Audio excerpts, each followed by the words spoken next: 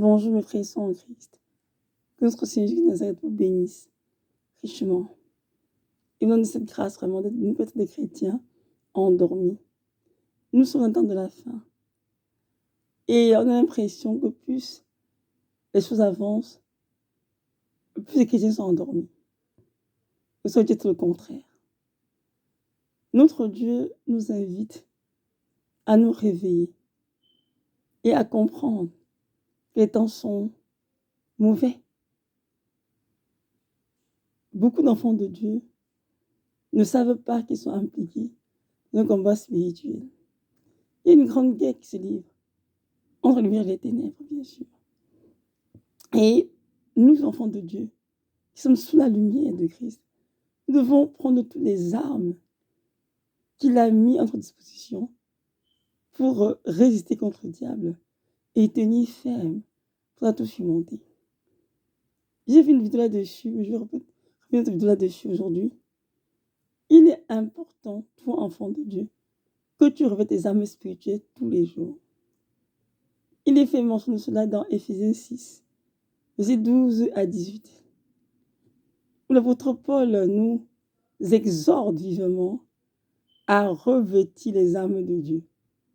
Car il a dit dans la parole, ce n'est pas contre la chair comme du temps, mais contre les principautés, contre les dominations, contre l'esprit méchant dans le céleste. C'est pourquoi revêtez-vous de toutes les armes de Dieu, afin de résister au diable et tenir ferme après avoir tout surmonté. Revêtez-vous de toutes les armes. Je vous encourage à lire à la maison. Éphésiens 6, versets 12 à 18. Toutes les armes de Dieu sont inscrites dedans. Et le chrétien doit tous les jours revêtir ses armes. Matin, midi et soir. Je me suis dit, matin, ça c'est important. Même à midi, quand vous pouvez, revêtez-vous les armes de Dieu. Parce que sans ces armes, vous ne pouvez pas résister au diable. Et vous ne pouvez pas non plus tenir ferme après avoir eu la victoire dans quelque chose que ce soit dans votre vie. Moi qui vous parle avant, quand on est avec vous, je lisais Éphésiens 6, 12 à 18. Là où Paul parle de sortir les âmes de Dieu. Pour moi, c'était juste, oui, ok, on le lit. Le Seigneur nous revêt de ses armes, en fait. Et un jour, j'étais en train de lancer dessus. Et ma fille, elle m'a dit, maman, c'est bien que tu en parles. Je dis, mais pourquoi? Elle me dit, parce que cette nuit, j'ai eu une vision. Et le Seigneur, il a dit, ta maman, votre maman vous enseignez sur l'importance de revêtir l'armure spirituelle. Et lorsque j'ai écouté cela, j'ai compris en fait ce que du Seigneur, parce qu'il voyait que je priais beaucoup en français et en langue. Mais je devrais aimer les armes. Hein. Moi, qu'est-ce que Dieu faisait? Dieu m'a dit non. C'est à toi de revêtir des armes, Evelyne, parce que je les ai données. Et c'est vrai que nous avons la parole. La photo vous dit bien, revêtez-vous des armes de Dieu. Il n'a pas dit, Dieu a vous revêtir des armes. C'est revêtez-vous. Donc chaque chrétien est responsable de revêtir les armes de Dieu. Comme ce qu'il n'a pas, on n'a pas dit, je mets à ma tête le casque du salut, je me revêt la cuirasse de justice, je mets à mes reins la ceinture de vérité, je mets à mes pieds le zèle, le magie de paix pour chaussures, je prends le bouquet de la foi avec lequel j'éteins le travail de l'ennemi, et je prends l'esprit qui est la parole de Dieu, à toutes les armes. Chaque chrétien doit revêtir ses armes tous les jours avant de prier. Donc si tu pries 4 fois par jour, tu dois te revêtir 4 fois par jour. Parfois on oublie, mais c'est pas bon d'oublier. Parce que les démons sont de plus en plus relâchés sur terre pour nuire aux enfants de Dieu. Alors sans tes armes, comment vas-tu t'en sortir? C'est un spirituel que Dieu te donne. Tu ne peux pas t'en sortir. Il est très important de ne pas s'amuser avec cela. Et aussi, il est important de se repentir de tous ses péchés avant de revêtir les âmes de Dieu. Autrement, ça ne tiendra sur toi, malheureusement. Parce qu'il y a le péché.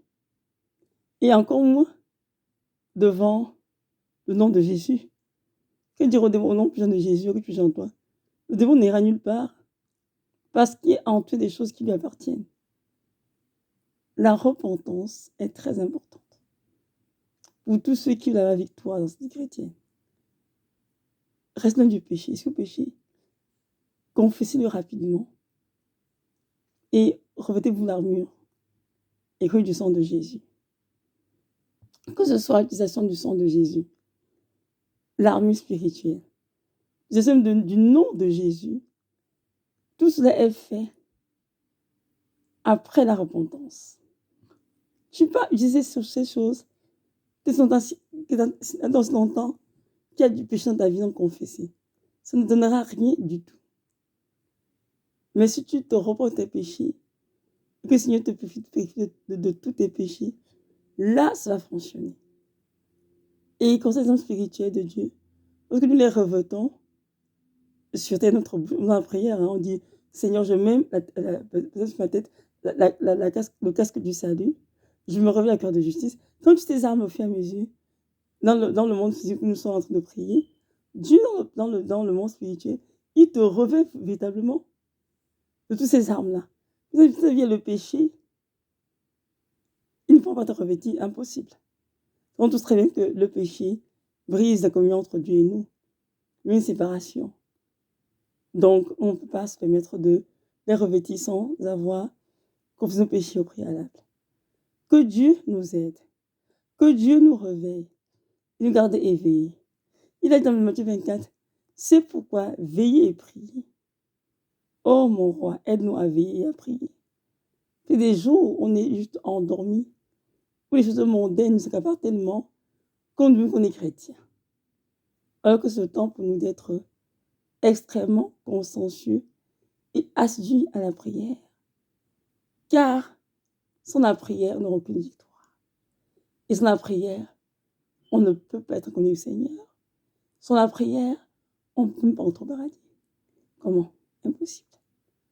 Donc voilà, que notre Dieu vous fortifie dans cette grâce de comprendre de quoi il est vraiment question, de vivre au Seigneur aveuglement.